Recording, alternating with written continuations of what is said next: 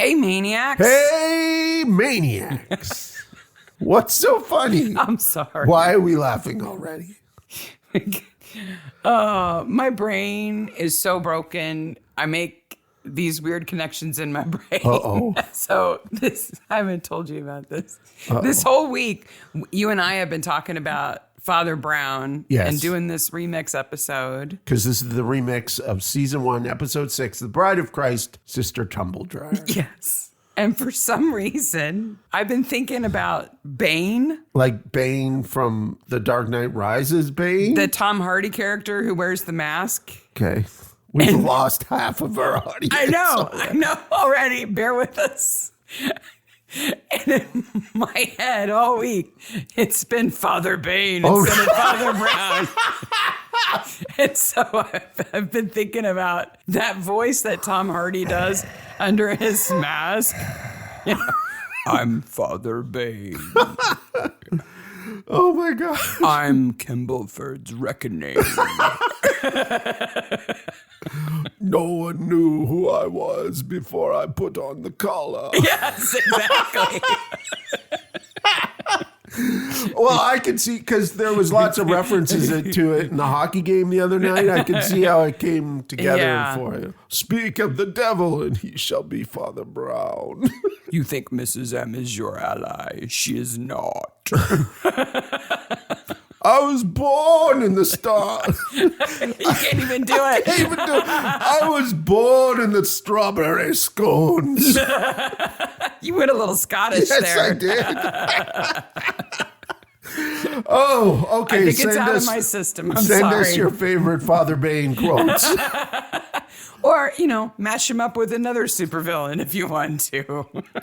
So this week, yes, we have a remix of The Bride of Christ, Sister Tumbledryer. But I had homework. But you had homework from Which last week. Which is related to Sister Tumbledryer. Yes. I'll tie it all together. Because, as people will remember, we often end our episodes with What a Horrible Movie. I bet Mark's seen it, which is a bad movie that one of the main characters from that episode of whatever show we're covering was in that they probably regret, but that since you are such a bad movie aficionado fan, that you've probably seen it. So last week on the episode, we mentioned Hysteria from 1997. Patrick McGowan's, I think, last film appearance, which is sad that he's in the...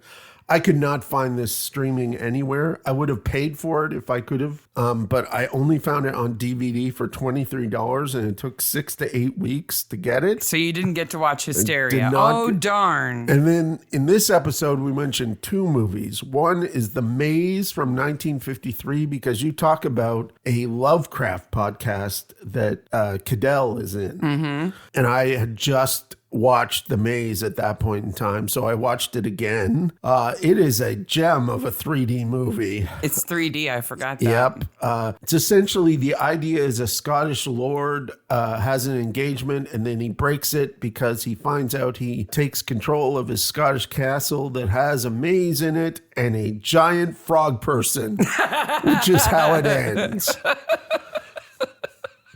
Every maze has a giant frog person. What I didn't know is it was based on a novel that had Salvador Dali illustrations in it. Whoa. So now I want to read the novel. Yeah. So see the pictures. Because I bet you they're trippier than the movie. I bet you they are. And then the other movie that we mentioned in this episode coming up is a movie called Crosstalk. Now, Penny Downey, who played Reverend Mother Augustine, is in this movie. Mm-hmm. Whoa.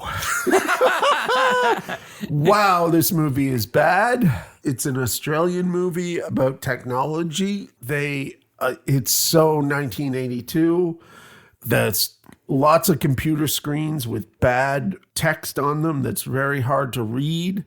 Essentially, the character is... the computer causes the main character's car to crash. I'm not sure why. And because of that, he has to live in a penthouse while he's in a wheelchair. And him and his nurse have this weird flirty relationship. And his girlfriend has this weird... It's very strange. But anyway, one of the neighbors is one of the owners of the company, and he kills his wife and stuffs her in the dryer. There's a scene in which her face is shown like they have this really bad just like Sister Tumbledryer and just like the woman in Midsomer who gets stuffed in the dryer? Yes, because that's Sister Tumbledryer. Yes. They have this really bad prosthetic head, and it bounces around in a dryer. In the only effective scene in the movie, you see it before any of the other characters see it. It's just spinning in the background? No, it's just leaned up against the dryer front. That would make so much noise. Like, have you ever put a pair of sneakers in the dryer? No matter how many towels you put in it with it, it's like a body in the dryer. So then he puts the head in a paper bag, and he's taking it downstairs, and the nurse finds out. Does he dry it for a reason? No, I think he's just hiding it in the dryer. But the head peeks out of the paper bag through this open flap. I'm like, dude, get a paper bag without a rip in it. Peekaboo. So then what's in the bag? What's in the bag? Of course, it ends really weird, and it was just. I do not know why this movie is called Crosstalk. It has more to do with computer audio, strangely enough, than it does computer crosstalk. Like, I don't. It's very strange. Don't ask those kinds of questions of this kind of movie. Yeah. Don't expect it to make sense. I mean, come on. It's got a head in a dryer that then goes into a paper bag. It's the peekaboo head in the paper bag. Well, that leads us to this episode that is The Bride of Christ, Sister Tumbledryer, Season 1, Episode 6. I believe it was originally Episode 138. Stay tuned till the end. We've got some more special content.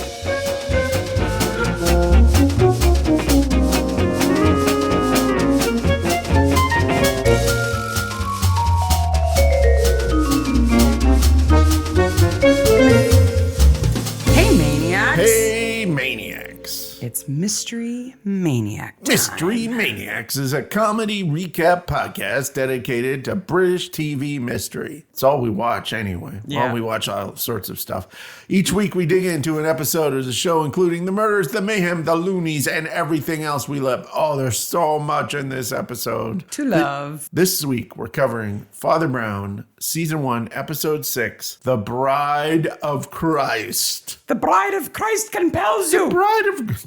Yet another Exorcist reference. I got it out of my system. Yep. I had to say it at least once. Absolutely. Warning. If your children are old enough to eat pear drops, they're old enough to listen to this podcast. Really?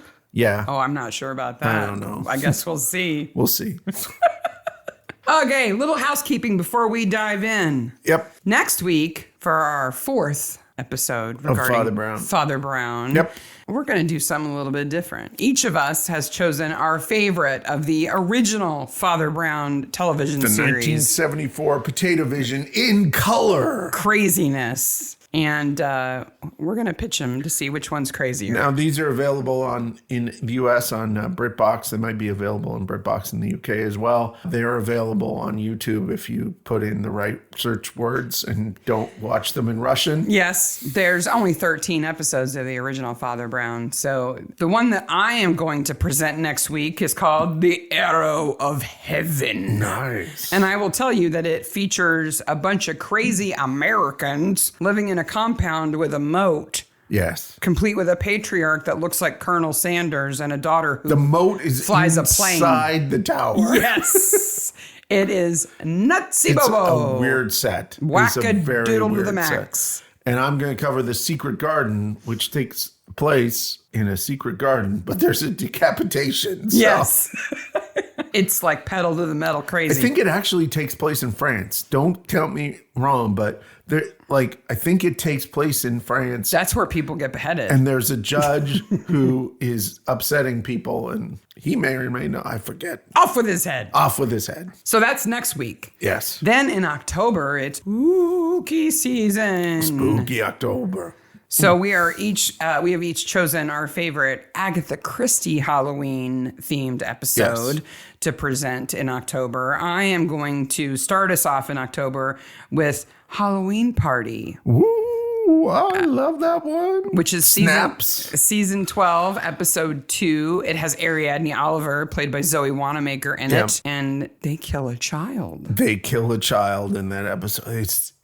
I love that episode. It's so good. That's so good. And you? I am going to cover Miss Marple, season 5, episode 1, The Pale Horse. It's got some folk horror, which is my favorite thing right now. The Pale Horse is creepy no matter what version you watch.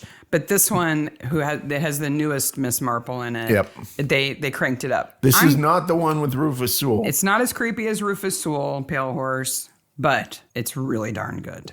It is indeed. Then, for our third October episode, we're going to ask you for input. Yeah, we're going to ask you to vote for what you think. We'll make a little poll and send it out to the mailing list. Of all the British murder shows, which is your favorite Halloween episode, and we'll give you a little list and let you vote for which one you like best, or add one to the list if you know of one that we didn't list. I'll go even further. I'll say if you're on the mailing list, you'll get that poll sooner. Ooh la la. So that's going to be October. In the meantime, we also have new merch. New merch is up in the store. Yep, and the store's been all rebranded and everything. And Mystery Maniac it's all logo Mystery merch. Maniacs. And now through the end of November, barring any other new disasters, wow, there's so much going on in the world right now. All of the proceeds from merch sales will go to Heart to Heart International, which is currently focusing on aid to people in Puerto Rico. Yes. Who have been hit hard by Fiona. By the way, all my Canadian friends who are on the East Coast. The East Coast, stay safe and swim. It's hundreds of thousands of people out without power right now. Yeah, we were listening to CBC Halifax this morning. Yeah, they were having trouble. As it went off the air. We were listening to headline news, and then it went off the air in the middle of it. Absolutely. So stay safe out there. Wherever you are in the world, we're thinking about you. Absolutely. So go buy a T-shirt with the new logo on it. Yes. To support the folks in Puerto Rico. So if you're new to our merch, we have the Mystery Maniac, the Midsomer Maniacs merch, and then we have Mystery Maniacs merch. What we do is any money that we make from the merchandise that you purchase, either stickers or mugs or T-shirts, anything, it's all available.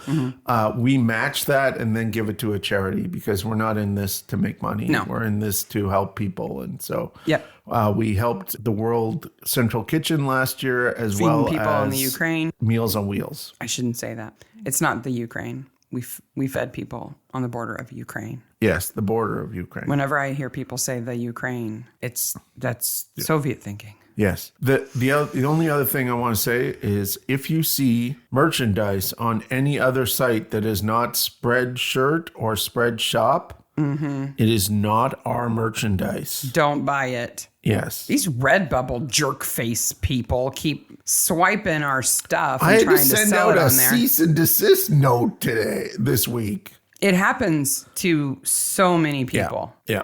Just buy from our shop. Yeah. It's on every post. I post everywhere. If you buy from our shop, then you know the proceeds are going to go to a good cause and we're going to match it. And we'll tell you how much we wound up donating. And we even usually post a picture of the proof of the donation so you know for sure that's where your money went. That's what we're doing. Yeah. Okay, are you ready to talk about The Bride of Christ? The Bride of Christ, which may be our most controversial episode. We have two things to talk about. Well, almost three things that might be controversial. I'll say one thing that's not controversial. Sister Boniface is definitely in this episode, yes. unlike the other one. Just saying. I'm just saying I disagree wholeheartedly. I'm on the case. I have sent out messages to our friend network. I'm right. You're wrong. La la la. We'll see. Originally broadcast. You're going to be like, I can't believe you went and did all that. UK broadcast date, 21st of January, 2013. Like I said, they kind of broadcast these all within a 2-week period of each other. Bang, bang, bang. Directed by Ian Barber and written by Jude Tyndall, who I am trying to contact as we speak. Lorna Watson is not in that episode. I cannot definitively say she is or isn't because checked her production schedule. She is in this one, though. She is in this one. Mm-hmm. Anyways, we're starting with Latin. Okay. Nuns in Latin and singing. Yes. Somebody's getting married. Yes. To God. Yes. Has it ever weirded you out that they're brides of Christ? No. Okay. It makes sense to me. Though this is the first time I've seen what I knew sort of happened during a novitiate wedding. The ceremony where they go from novitiates to being real nuns. There's several stages before this, by the way. Yeah. I knew that it was a marriage to Christ. I knew that was kind of the metaphor, but I did not know that in some orders they wore wedding dresses for that. Yeah. And apparently it's far more common than I knew, complete with a part of the ceremony where they go behind a screen and their sister nuns help them change from that into their first habit and they come back out. Oh. So they go in wearing white and they come out wearing black. What does that say about marriage, especially to Christ? I was just kind of excited that they get to look pretty. Mm-hmm. You know, the last time they're wearing layman's clothes, they get to look nice. I can see that. In general, they don't really get to choose the wedding gown. If you're in an order where they do this, it's a very modest dress, and they probably have a few to choose from. You might be able to bring your own, but it's going to have to fit those criteria. And this is St. Agnes Convent. Mm-hmm. And we can assume that this is in or near Kembleford. Yes. Because Father Brown is the curate. Yeah, he is the priest. Yeah. He's the man who is allowed to come in there. Yes. He gives them communion on Sundays and stuff like that. All the clues are right here in this very first scene. This is one of the things I like about Father Brown, as opposed to Midsomer, is there's almost always a very small cast. Yes. Like they're all very chocolate box kind of stories where... And this works because a convent kind of works like that. Yeah, you've got a handful of people. You don't have a whole lot of like, well, this is that person's mother, father, cousin, sister, and they used to have a business with that person, but they broke up and went to school with that. Like, there's none of that. Nope. There's a handful of people. Nope. And right away, we see familiar faces. Oh my God. Selena. Selena Cadell, who you can remember because one of her Midsomer characters is also named Cadell. Phyllis. Yes. Phyllis Cadell in the original Killings at Badger's Drift. She's right there from the beginning. Really, this podcast could be the Selena Cadell podcast. The second Midsomer she's in is Midsomer Life, where she gets killed in the hotel in the industrial dryer. Yep. So I will refer to her as Sister Tumbledryer. And she is... Because I love that scene. You just see her face going around and around. Yeah. And we totally figured out what it was. She's been in everything. Oh, yeah. Lots and lots of things. Queens of Mystery. Lately, she's really well known for Doc Martin. People know her from that. But she's awesome in that, too. But she's just been in so many things. So she's Sister Gregory. And then we have the Reverend Mother Augustine, played by Penny Downey. She's not been in Midsomer. No. Shock and awe. Somebody who's not been in a Midsomer. Not been in Midsomer. But she has been in something I really, really like that people may not have heard of. And it's a podcast, actually. Okay. From the BBC. And you can get it on BBC Sounds wherever you are in the world. And it's called The Lovecraft Investigations. Oh. And she was on a season called The Case of Charles Dexter Ward. And I really liked it. Oh. Though I will tell you that this whole series, The Lovecraft Investigations, don't listen to it if you're jumpy. Oh, it's jumpy. If you're jumpy, just know that, because this is the one that I was listening to in the garage so many times when one of the kids would come out and I'd be like, ah! Wow! God, because it has the kind of environmental sounds. So if you've got headphones on, you hear things from different directions. And then a kid would tap me on the shoulder and I would like almost Dremel them to death because they shocked me. Speaking of weird stuff that happens in October, I get in this groove, and I definitely am in this groove now, where I start watching these bad horror movies. And you bring up Lovecraft because we watched this week. I got Sarah to sit through at least half of this movie called The Maze from 1953, which was about this Scottish lord who he's engaged and then he breaks out his engagement. He grows old really quick and there's weirdness that happened in his castle. It's shot in bizarre land. It's a 3D movie that is weird. Yes, I do watch them all the time. It has rubber bats on fishing line going, ooh, into the camera. Yeah. It's that bad. That movie took a left turn in the last 5 minutes. Like, wow. I didn't understand it at all. Did not expect what I saw in the last 5 minutes of that movie. That was fantastic. It's super weird. I loved every minute of it. It was so weird.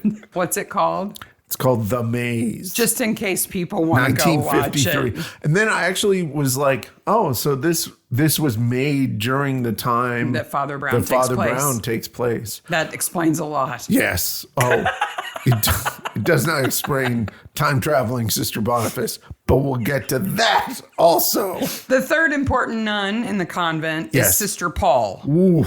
Woo. She's played by Roberta Taylor. Yes. Now, don't hate Roberta Taylor. No. She is super nasty in this part. She gets killed right away, so it's okay. It is way But did you okay. recognize Roberta Taylor from anywhere recently? Not recently. She's in The Witches. I know she's in The Witches. Yeah, she's in the 1990 Witches. She plays the chef of the hotel. Yep. That's the Witches with Angelica Houston in it, based on the Roald Dahl. God, it's so scary. That's right. That's where she's from that I recognize her. Shakespeare and Hathaway. Which is all over this thing, by the way. Yes. Oh, we're going to get there.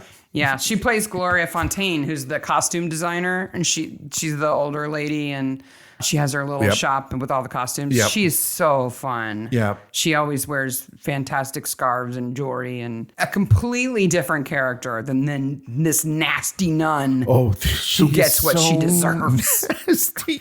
She makes that poor girl lay face down in dirt. It Yep. makes me mad. That pose, I remember when I found out, like, there's a moment where in a young boy's life, you're like, knights are really interesting and romantic. And then you read about what a knight's life was actually like. Horrible. And how they had to lay, like before battles, they would lay in the church in that pose all night. Yeah. And not fall asleep. Yeah, right. A squire's life was even worse. Yeah. So every time somebody lays like that, I'm like, oh. It's prostrate. Yeah, right? it's prostrate. And it's not an uncommon pose for Catholic, not just regular Catholics don't do that very often, but for priests and nuns and things like that. It is the ultimate like humble position. Yeah. But you do it, you are humble to God, not to her. Some witchy nun who chooses fresh dirt for you to lay in your nice white habit. Fresh from Calcutta. Like she has colonialism all over her too. Well, and she's seen. Yep. Like she probably saw the, what's it called? The pit? The black hole of Calcutta. Yeah. Yes. Yeah. So, but this poor woman's life, she was the warden at the horrible place, which we'll get to. St. Bridget's. St. Bridget's. Yeah, the home for wayward sinner mothers. And they sent her to Calcutta for a while. You'd think she'd get the hint by then, but she's like, no, they send me where they need me in my discipline. I absolutely love Sister Gregory here when she talks about the alcohol. Sobriety is not asked of us. Yeah. Chastity and poverty, but not sobriety. And the sergeant's like, amen. Amen, sister. So now they go see Sister Boniface. Okay, I'm going to lay this out to you. First of all, the first shot we see of Sister Boniface. Wait a minute. You've bypassed a murder. Yes. Okay, let's do the murder and then we'll get to Sister Boniface. First, the poor novitiate nun collapses during her own ceremony, foaming at the mouth because she's been poisoned with cyanide. And everybody knows it's cyanide right away. And Father Brown has two priorities. One, he says the rites. Yep. That's more important. That's the most important. Absolutely. And two, he looks for clues right away. You know, like, okay, you're not going to go to hell. Now, what color is that foam at your mouth? Pray for her soul, not histrionics. Yes. And then we get to Sister Boniface because, of course, she is the resident chemist because she's their vintner. Okay. They're like, do you have cyanide around here? And Sister Gregory's like, loads. Gallons. She's like, barrels full. Sure. Sister Gregory is the best character in this episode, even better than Sister Boniface. I like her a lot. Yep. I like her a I lot. wish Sister Gregory was on Sister Boniface. It's possible. Yeah. So, but, Selena Cadell can only be in so many shows at a time. Okay, here is my case. Okay. First of all, they are, and I have photographic proof, the exact same glasses. So if they did not mean Sister Boniface, they took those glasses from that extra and put them on Sister Boniface. They are the exact same glasses. Oh, so what a coincidence that they might have used the same pair of glasses from the same costume company, from the same set of nun stuff. The only woman that appears in glasses in this entire episode is Sister Boniface. Yeah, because she's smart, so she has to wear glasses. What I'm saying is this. Okay? She doesn't wear a crucifix around her neck like the lady in the train station did. No. What I'm saying is this. She wouldn't be wasting time sitting around gossiping at a train station when she's got chemistry to do. What I'm saying is that Sister Boniface, the actress who is played by Lorna Watson, who had a busy 2012. I went through all of her activities in 2012 that I could find. Because this is being filmed in July 2012. Do you know what else is going on in July 2012? The Olympics. Yeah. It's crazy town in the UK at this point in time. She was not filming anything during this time. Okay. She just got off the British Bake Show. Okay. Her show, Lorna Watson and Oliver, was not filming at this point in time. Okay. She knows the casting director. Okay. I think this is what happened. Okay. I think they wouldn't have paid Lorna Watson, a well-known actress, to play some background character. No. That's what I think. This is what happened. Okay. This is what I think happened. The producer, who I've also maybe sent an email to, wanted to start Sister Boniface afterwards. Always had that idea in his mind, right? The character was created by the people on this show. Right. Okay. She's not an original character to the books. No, I think that woman in episode 1 may not be Lorna, but is definitely a Sister Boniface tryout. Let's put a nun in the background with glasses to see if we like the look of it. I think it's directly related to Sister Boniface because these episodes are also recorded out of order. Did the mic pick up my big sigh? Okay. Wow. All right. Let me deconstruct that for a second, and then we'll get back to this because I can't not do this, okay? What you're saying now, you're hedging, first of all, and you're saying that's not Sister Boniface anymore. No. It's somebody wearing... I think they're trying out Sister Boniface in that. All they're trying out is putting glasses on a nun. That's it. They're saying, do we like a nun in glasses? Guess what? Most nuns are older. Most older women wear glasses. They put glasses, common, round, tortoiseshell, plastic They're not glasses. round. They're oval. On a woman. That's all they did. As my picture will show, they're oval.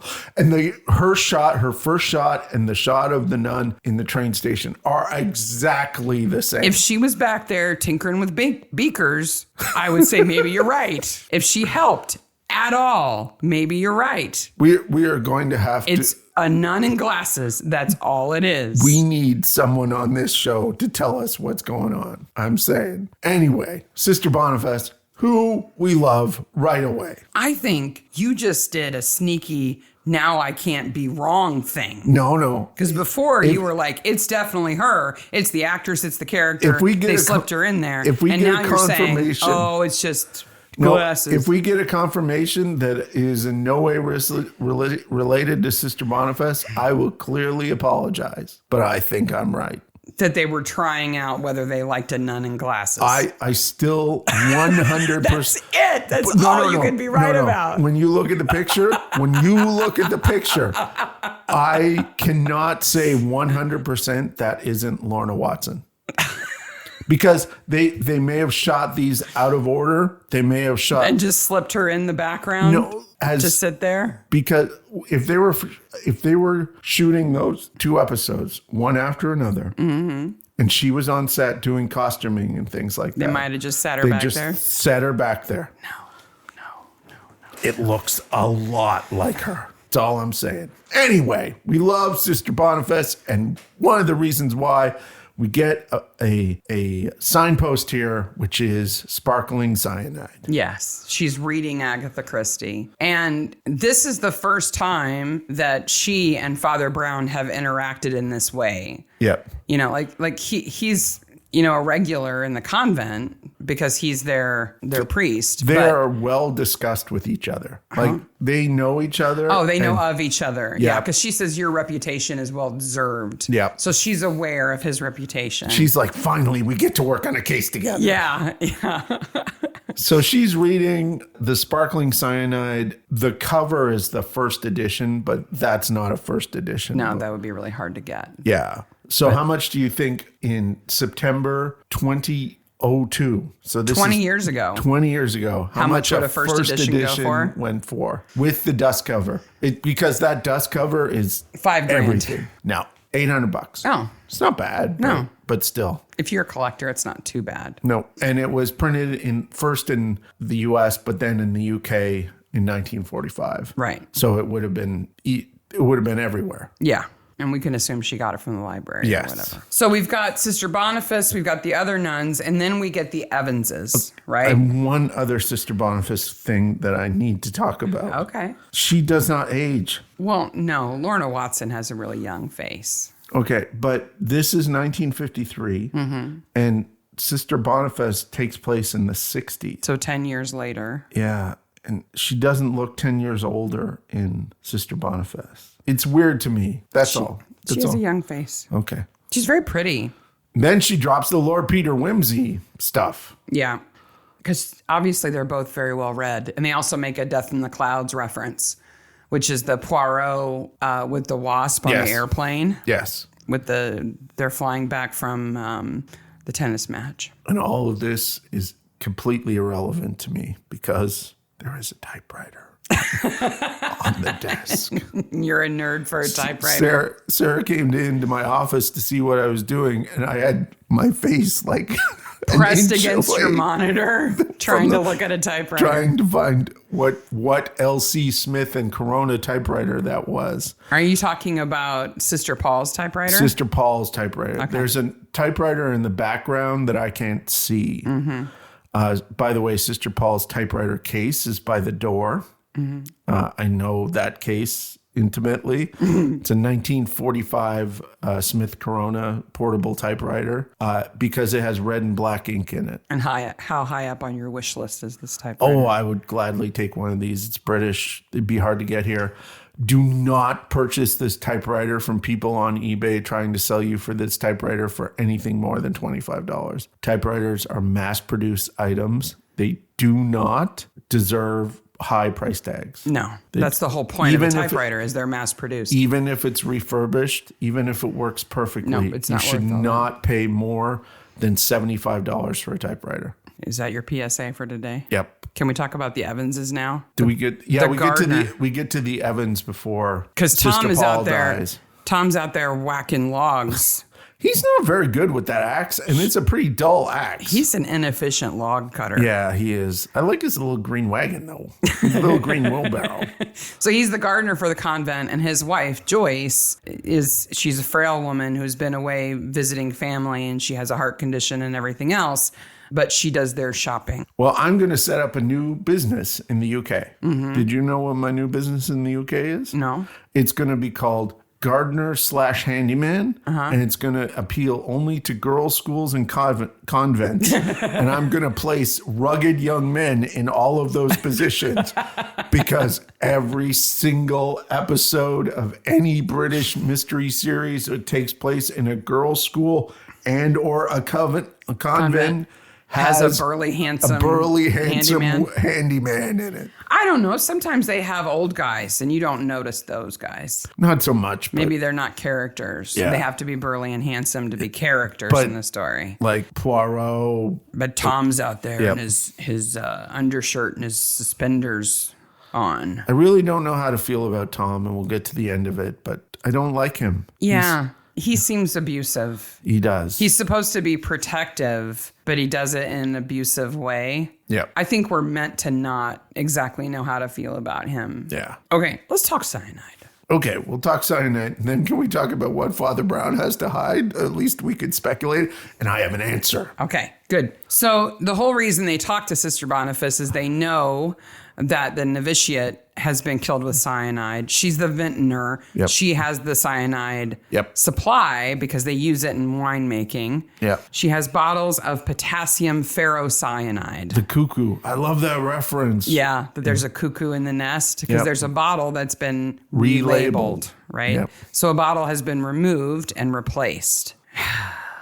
The ferrocyanide is challenging to me. Yeah. And so maybe somebody can fill me in on this, but based on the research that I did, there's a couple of problems here. First of all, potassium ferrocyanide is indeed used in winemaking to remove metals, just as they mentioned. But it is a yellow crystalline material. It is not white. No. It's yellow. And it's non-toxic to humans because in our systems, the cyanide is not released from its bond with the iron. And so, even to kill a rat, you have to give it like kilograms of the stuff. Yeah.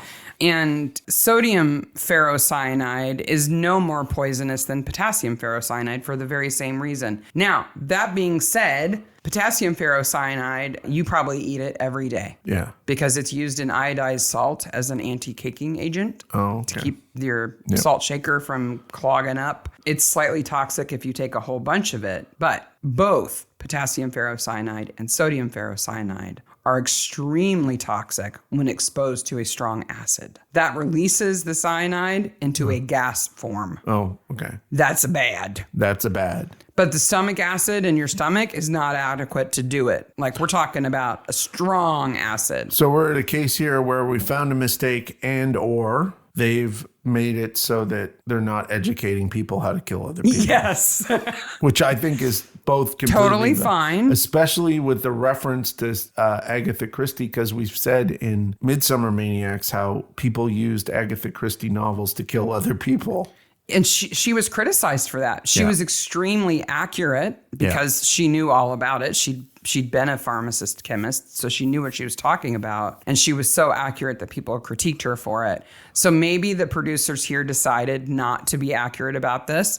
Or maybe my sources are wrong and it's far more toxic Could be. than I've been led to believe. Let us know, especially if you've made wine. But based on my understanding, putting it on some candy wouldn't hurt you at all. No, and she dies like right away. Yeah, it just wouldn't do it. Speaking of people dying, Sister Paul dies, and my note says, good.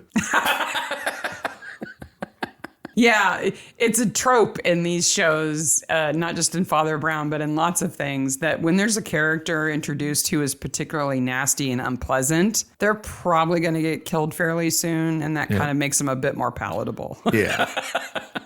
Like, don't worry, she won't be around for long. And it's almost always a woman, too.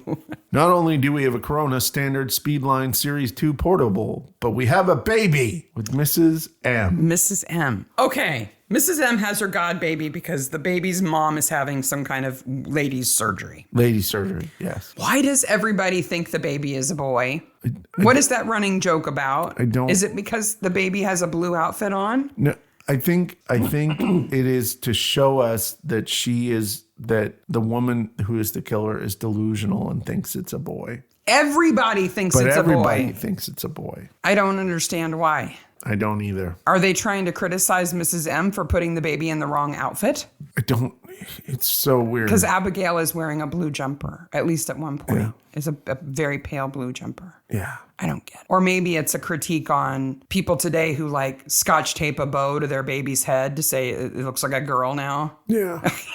I've seen people do that. I don't know what they're going for there. Okay. I thought maybe I missed something. Oh, here's an interesting side note. Completely unrelated to this, but interesting. Yeah. So I was looking into this story to see if it was inspired by any of the actual Chesterton short stories by Father Brown. Yep. As near as I can tell, it's not. I've not read every single one of them, but I've read many, many, many of them, and I can't find anything that reminds me of this. Correct me if I'm wrong, listeners, if you know. But while doing that, I found a story that I had not read before that is amazing simply because you would never guess that in a G.K. Chesterton story with Father Brown, there are killer robots. I did remember hearing about this and never tracked it down. It's in a story called The Invisible Man. Oh. Where two men both fall in love with the same waitress and make some deal to come back in a year, and the one that is more... That's in Father Brown. They did it with clowns. Clowns in the circus.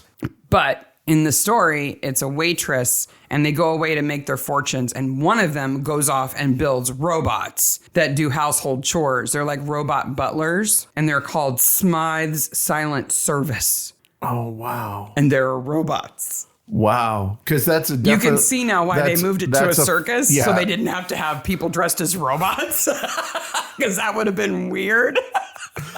Wow. They would have looked like the Tin Man. Beep, beep, beep, beep. They must have read that episode, that short story, and went, okay, how are we going to change this? They'd have a dude painted silver with like a button glued to his nose. I am a robot. Yeah.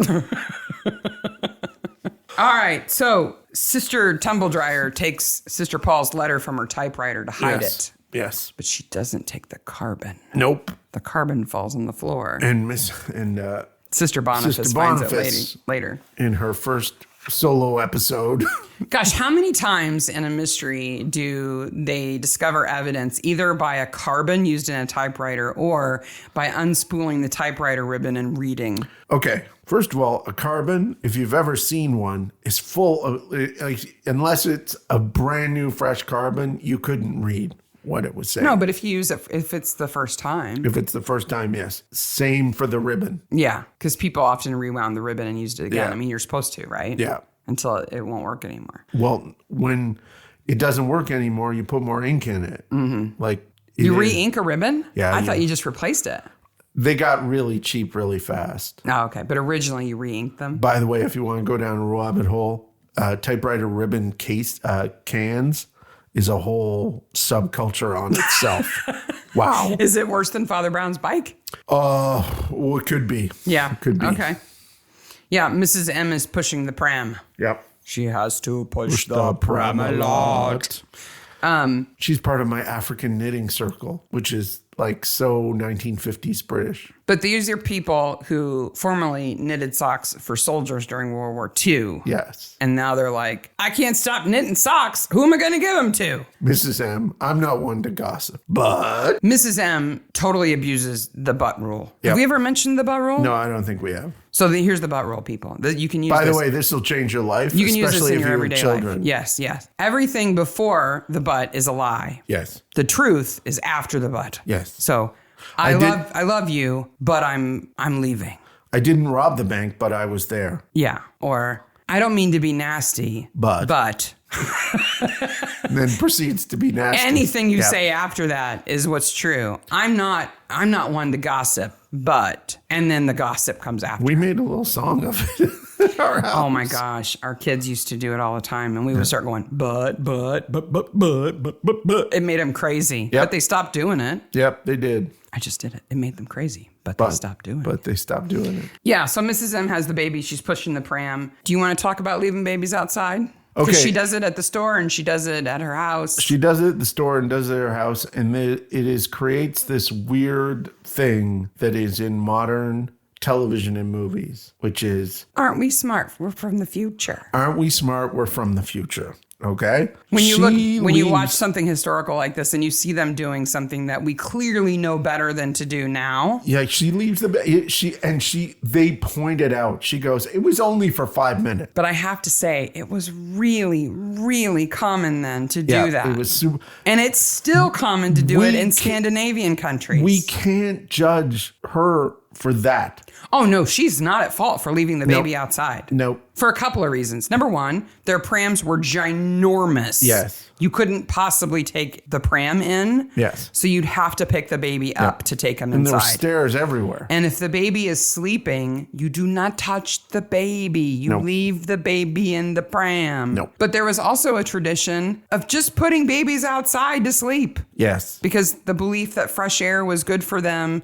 It was quieter outside usually. Gosh. The stories that I could tell you about my childhood. In Scandinavia, people do it to this day, even in sub-zero temperatures. They bundle the baby up, put it in the pram, and put it outside to take a nap. Since I'm Canadian and was born with a beard, I was warmer then. Were you left outside to sleep? Or No, your siblings? I don't believe I was ever left outside to sleep intentionally by my siblings. Yeah. But like I was regularly held that we had a lot of kids and not a lot of car. Mm-hmm. So I was regularly laid across everybody's lap. Oh, well, gosh, yeah. Nobody had a car seat or a seatbelt back then. All sorts. Not that I was born in the 50s or anything. We're not talking about, though, we're not talking here about the baby is asleep, so we'll leave it in the pram that we just happen to have to leave outside. This is, I will pick the baby up and take it outside to put it in the pram so it can go to sleep. So all of this is just as a little cultural thing, which happens in these shows, which is like, we go, why are they doing that? Because they didn't know better. Yep. And we've now moved on. Well, and crime has moved on too, unfortunately. Yes. A baby is much more likely to be snatched now. Yeah. Maybe. We're afraid that it is. I can say that we're more afraid. I'm not ready to say that it's more likely to happen. All I know is we would and never. certainly more reported now. But we would those never two have things the are trope different. of the stroller accidentally starting to roll down the street on its own if people didn't leave them outside like that. That's from Battleship Potemkin. So. But you wouldn't have the kind of Charlie Chaplin slapstick of trying to catch the stroller as it speeds down the hill. Yeah. If people never left the baby in the stroller. Yes. Sister Paul ran this house for wayward girls. She was the warden at St. Bridget's. Yep. Which was a home for unwed mothers, not wayward girls, specifically unwed mothers. And the sign is like, you're all evil sinners, come inside. It's not like... Sister Thomas, I love how matter-of-fact she is about everything. Oh, you're talking about the current warden, Sister Thomas. Yeah. Oh, I love her. Jenny Galloway is the actress's name. She's perfect for this role because she's short, she's round, and she has a big mole on her face. Which in our society means you've got to be bad because you've got a big mole on your face. Exactly. And she is a warden. Yeah. Like a prison warden. Yeah. These poor girls. and it's accurate. This is how they talked. Yeah. About women who got pregnant before they were married. It didn't even matter if you were young or not. You could be in your 30s and they would still treat you like this. This show, Father Brown, from the very beginning, has not shied away from problems with the church, and especially problems with women and homosexuals in the church. Mm-hmm. Right away, we're dealing with all of these things. All of the women in St. Bridget's they just look so gray. Yeah. And she's marching around going, physical labor purges the sin. We take the baby and give it to a good home and then we'll release them out into the world. Yeah, it is. These poor girls. It's not a pleasant state of affairs for these women. And I'm sure they were like, look sadder, look more upset. Yeah, look more bereft. Yeah. We need a woman's baby being taken out of her arms in the background, okay? It's just horrible. And hey, you got stairs we can scrub for this scene? It's just, and then wow. Let the priest and the nun walk over them while they're doing it. Like, not only are you doing this drudgery, but we're not even going to make it easy for you. And how Father Brown is like, he could have easily went in there and started barking orders and they would have been completely okay. Oh my gosh, everybody would have snapped too. Indifferent to him. Yeah, she has to be. Yeah. But priests were aware of that situation. They were aware of that relationship. And they also understood that in most parishes that had a convent, they were way outnumbered by nuns. Yeah. And so he wouldn't go in there and do too much trouble if he's smart because That's their business. And the last thing he wants is to have to become more involved in that. No, he doesn't want to. Right? Well, Mrs. Brown's not a telephone exchange. She's parish secretary. Yes, which is kind of a telephone exchange. Yes. But she also cooks for him, though Susie is supposed to be his housemaid, right? She's supposed to clean and cook. And so she but left Susie's him. idea of cooking is 2 slices of Spam and a tomato on a plate. Susie has had lots of problems, but she is no cook. At least not that day. She can make that Polish spaghetti thing, but she can't make dinner. And has that Eastern European cold meat, cold vegetable sort of supper thing. Well, and in Poland, before she escaped Poland, that probably was a pretty good dinner, be honest. But Father Brown's eating those dumplings like He's crazy. looking at that plate going, I don't even really know where to start with this. There's no sauce. There's no nothing. Did you think Mrs. Brown's cooking looked good? I'm sorry, Mrs. M's cooking looked good? It looked better. Yeah. It looked like a meal. Yeah. It's like... Again, an episode that is in dire need of Tupperware. Oh my gosh, yeah. The pan that she brings it in doesn't even look like it could go in the oven. And she has to carry it with, it's hot. So she has to carry it with... That's what people used to do, Mark. I'm aware of this. We have a crock pot that you can carry just like that. It's made for it. Yep. Though, if you seal it too tight, it might explode. Because it's hot and there's pressure inside. But yes, that coated aluminum tin contraption she's carrying, that is the equivalent of Tupperware in the early 50s. Sister Boniface is attacked. She shoved down some stairs. She could have died. She could have easily died. And then there'd be no episode. No. The end. Sister Boniface, the series. And then we have the most controversial thing that's going to happen in this episode. Father Brown and Mrs. M go to the store. They go to Boots. Okay, clearly that's a reference. Everybody stops when they say Mr. Boot. Everybody kind of stops and looks at the camera and goes, Boots. Aren't we clever? Get it? For our American listeners, Boots is a drugstore in both UK and Canada. It's a pharmacy. It's been drugstore bought chain. by Walgreens. Yeah. Yep. But people still say Boots the chemist. Yep. And they totally are playing off it here.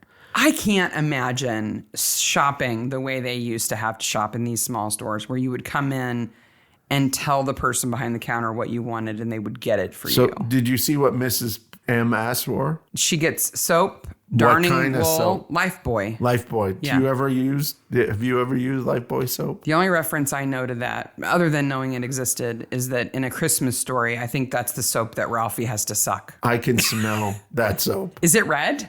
No, it's yellow, but I can smell it. Yeah. Wow, I can smell It's that probably soap. got lye in it. Yeah, I can, just hearing the name of it again, I can remember. Comes right back. Yeah. Because that's all the nuns need. Some yarn, some thread, some soap, denture cream, pear drops, candy. Yep. They don't need Chivers jam. That store is brilliant. Oh, It's really it's well very decorated well set. and stuff. Yeah. So then Mrs. M leaves, and then it becomes incredibly controversial because I've watched this scene 20 times. Because Father Brown buys turf Father and pear Brown drops. First waits for Mrs. M to leave. And then he says, turf, please. Very quietly. And I said, what the heck is that?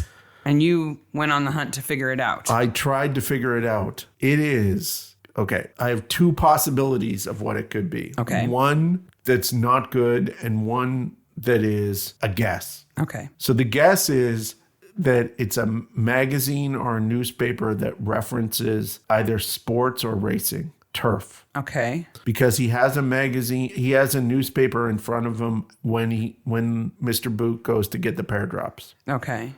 There's a little round thing. Yeah, there's a tin. There's a tin. I don't think that's related. I think that's Mr. Boots. Okay. I think he uses it to dampen his fingers to get the money. Okay. Turf may mean cigarettes. Tobacco. Yes. Because there are turf cigarettes that were on sale in 1953. Yeah, but Father Brown never smokes. We never see him smoke. Never see him smoke. And he's not going to visit somebody in jail. I could see him buying a pack of cigarettes to take to somebody in jail if he wanted to talk to them and he wanted to kind of soften them up, or he thought it would bring them comfort. I can imagine him doing that. Yeah. But there's no reason for him to be buying smoke. So I it's don't got to know be the what it sports is. paper. I guess it's the sports paper. He doesn't have it on his bike in the next scene. Where's he going next? He goes next to the convent, and then they're all searching for Sister Boniface, and Valentine says, you should really kill this priest for me. No, not really. Yeah. So he's not going to see Tom Evans or anything, No. like, because I can imagine him buying a sports paper if he thought a person he was going to talk to would appreciate getting it, or Valentine would appreciate it. If we ever get anybody from any of these shows on this show, we're going to ask the weirdest questions. and they're going to go, I don't know, that wasn't my job. And one of the ones I'm going to ask is, what do you mean by turf here? I thought you were going to say that it was like a girly mag or something.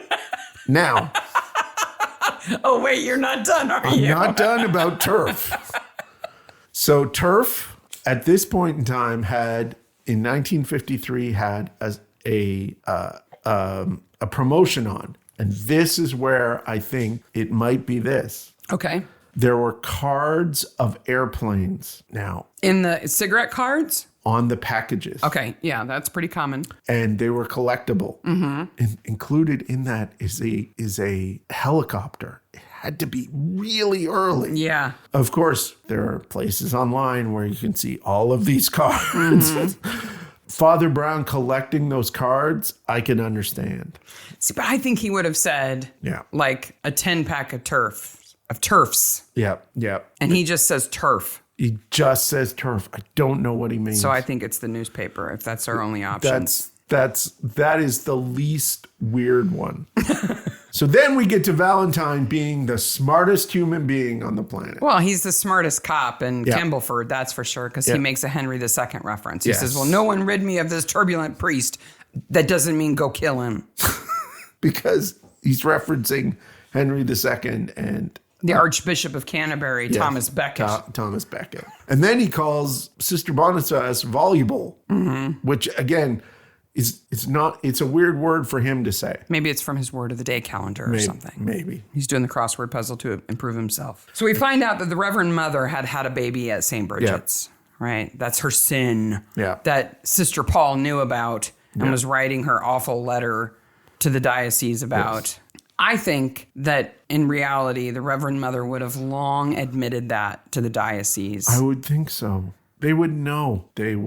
I don't think she would have tried to keep it a secret. And maybe initially when she went into the convent as a novitiate nun, she might have kept it secret. But at some point, before you go through the process of really, dedicating the rest of your life to the church, you have to kind of say, here's all the stuff I did. Like you do like a grand confession. And she would have confessed that. And I would have also thought there would have been more women like Sister Gregory who stuck up for her. Yeah. So it seems a bit tacked on here. Then Father Brown goes to visit the Evanses. And play a little ruse. He just walks in the house and sits down. Doesn't knock, nothing. In that house. And they're not regular parishioners. He doesn't go to church at all. And she hasn't been for a while. It's on the convent. So yeah, but it's still their home. But this is the same thing. And I've talked to you about this. This is why people don't say goodbye on the phone on television shows. Because it's boring to see people knock and wait for somebody to answer the door. So Father Brown just walks in and sits down. And Joyce, we've known throughout the whole episode that she has a health condition. Yep. That she has a fragile heart. And we're not sure if her husband is protecting her because she is physically fragile. But he seems awfully rough with her for somebody who's worried about her health. I don't like his character. I don't like him as a person, as a character, but I also don't like his characterization. He should be more... Okay, he has charges for solicitation. Yeah. He used the moment of him going to war to get her into bed and make her pregnant. Now, he did come back and marry her. That's the only good thing he did. And since then, he's been known to fraternize with other women and is rough with her physically. And bossy and mean. Mentally and verbally abusive. Yeah. She might have been better off if he hadn't come back to her. I think it's part of them talking about how not everybody who's innocent is a good person. Right. And not everybody who's guilty is a bad person. Yeah, I think that's what they're trying to do. I just don't think she would stay with him. I don't think he would stay with her. If he didn't have the solicitation and stuff, right? He was just gruff. Yeah. But he came back from the war, married her, and together they were like, we need to get our baby back. That would be different. Yeah. Like, we hate these nuns. We hate that nun in particular because she took our baby. And he might even resent her for letting it happen when he wasn't there a little bit. But he doesn't care about that. I do like that they never find her baby. Yeah, because that would be unrealistic. Yeah. Even if he's in the village, they would never, ever tell her who he is. But man, that scene where they take her baby is so heartbreaking. Yeah. So heartbreaking. And you see Sister Paul being the absolute nastiest. Yeah. Making her sign, you don't have a choice. Yeah. Like, she does. She can just take her baby and walk out of there. Well, and that's kind of the opposite thing of what we're the more serious version of. We're future people. Yes. So we know this is wrong. Yeah. We are, it is not portrayed as this is a quaint historical thing that happened. Mm-hmm. This was a wrong thing that was going on. It was wrong then. It was wrong then and it's wrong now. Yeah. Fiddlesticks. Do you know what fiddlesticks are? No. Father Brownt says fiddlesticks. Uh-huh. Fiddlesticks are sticks that you fiddle with? Which use on a fiddle. It's a bow. Oh. Which makes perfect sense when you think about it. But why does it mean, oh darn, or silly? Well, nobody knows. In the 15th century, it was originally fiddlesticks, Fydylstyks. Were they like disposable? No. Instead of having a nice bow, you had a stick that you used, and when it wore out, you threw it away and grabbed another one and did it again. And so they were like troublesome. It's meant to be something frivolous. Or, it first used in 1600. A fiddlestick. Ne'er tell me I am full of words. Okay, then. Yeah. But then we get to see Mrs. M on the back of Father Brown's bike, and it's the best thing ever. It is some awesomeness. She's not even riding side saddle because she can't. Yeah. She's straddling the bike. Even though they're only going a distance that you could still hear a baby cry and they could just run. Yeah. He puts her on the back of the bike and they're wee. Yep.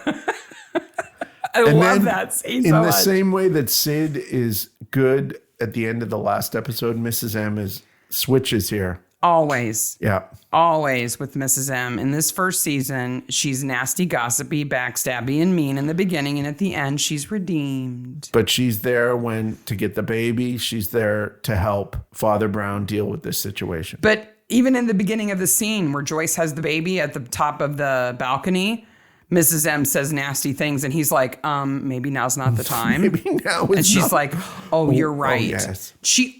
She does that switch in every episode. Every episode, he says something to her, and she makes this, you're right face. Like, that's true. And that goes away in later seasons, which I'm actually pleased with. Yeah, they kind of change her character a little bit. Yep. And then they baptize the baby. The end. The baby that has nothing to do with anybody in this episode. Anything. Yep. Can I?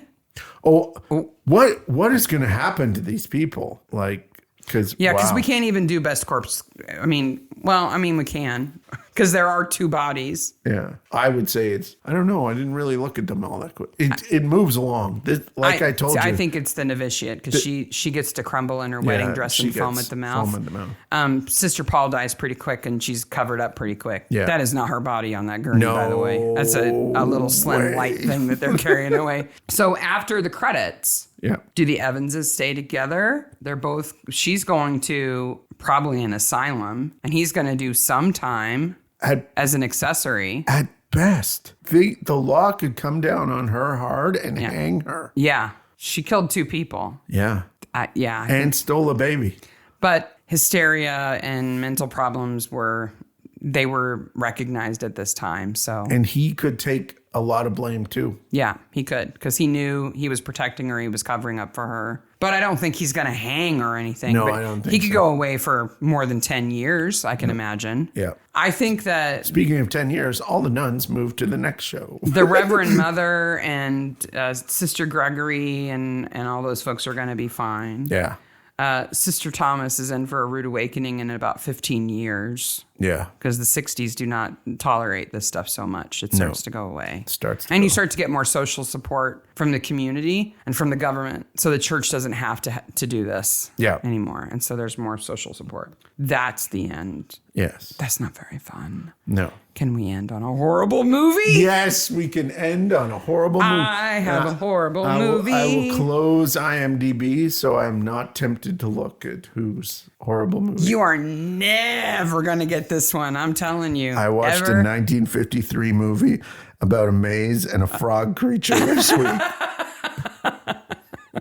Saying maybe it's true. A Scottish frog creature. This movie is from 1982. Okay. I would have been 13. And Penny Downing, who plays the Reverend Mother in this episode of Father Brown, is in this movie, and she is one of the stars. Okay. She's not like a little bitty role. Okay. The tagline, only the computer saw the murder, and it liked what it saw. Here's the plot summary for you. A computer genius is confined to a penthouse after a car accident with only a nurse to look after him. But the advanced computer systems designed to make his life easier appear to be taking control. And this is a movie? Yes. From 1983. 82. 82? Mm-hmm. Wow, this is way ahead of its time. And Penny Downing plays the nurse. Like War Games, the computer was playing games at this point. Yeah. This is a lot of the reviews compare this to War Games and say that the computer in this one is not as nuanced as the one in War Games. But it's supposed to be. It's AI. It's very advanced. Wow. 1982. And this is also like done in a dozen horror anthology shows in the 80s. Yeah, where the AI and there's takes an over. X-Files episode where the AI Hal, right? Yeah, Hal. This is all comes from Hal. Mm-hmm. All comes from Hal. But have you seen I don't remember seeing this movie. I don't know why I didn't see it. Is it a UK only movie? No. I should have seen this. The lead actor is Australian, but he isn't exclusively an Australian show. I should have seen this movie. I don't know what it is. Maybe because the title is so stupid. Okay. It's called Crosstalk. What? Yes. Okay, I'm not picking that up from the shelf. No. That's like a rom-com. Oh, no, you would pick it up from the shelf because give it a Google and look at the poster because you would definitely pick it up. It's a bunch of old computers with a dead body laying across them. Oh my gosh, why have I not seen this movie? Oh, I must watch this movie. Crosstalk, 1982. I have to watch this movie. Only the computer saw the murder and it liked what it saw. And you know it's good when it has original director and a second director. Yeah, it has pixel art on one of the screens on the poster. Who is in this? Peter Collingwood, Penny Downey, Kim D. Oh. It's a very small cast because it all takes place in a penthouse. Yeah. It's not a lot of people. Crime, romance, thriller. Oh, why have I not seen this movie? That is a point for me. That is a point for you. Written by Linda Lane. Audience Mark has now fallen down a rabbit hole.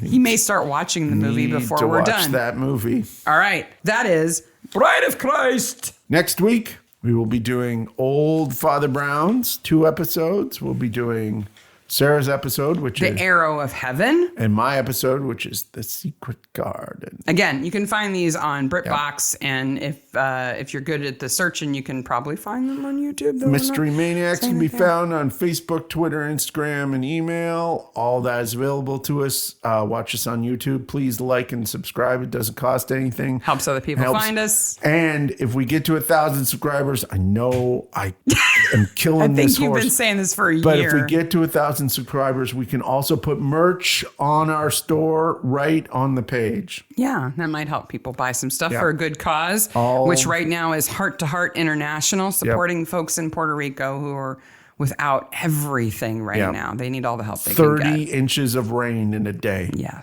And when they've just barely recovered from the last storm that they endured. Yeah, it's so go out Atlantic. there and buy yourself a Mystery Maniac t-shirt, tote bag, mug, whatever, stickers. We got it all out there. And by the way, and you've done it before, if there's something available on Spreadshirt that we didn't put the logo on for some reason that you'd like, just drop us a line and let us know. We'll put it's it just on there. It's just a couple of clicks. Yep. We're happy to do it. All Bye, right. Maniacs. Bye, Maniacs.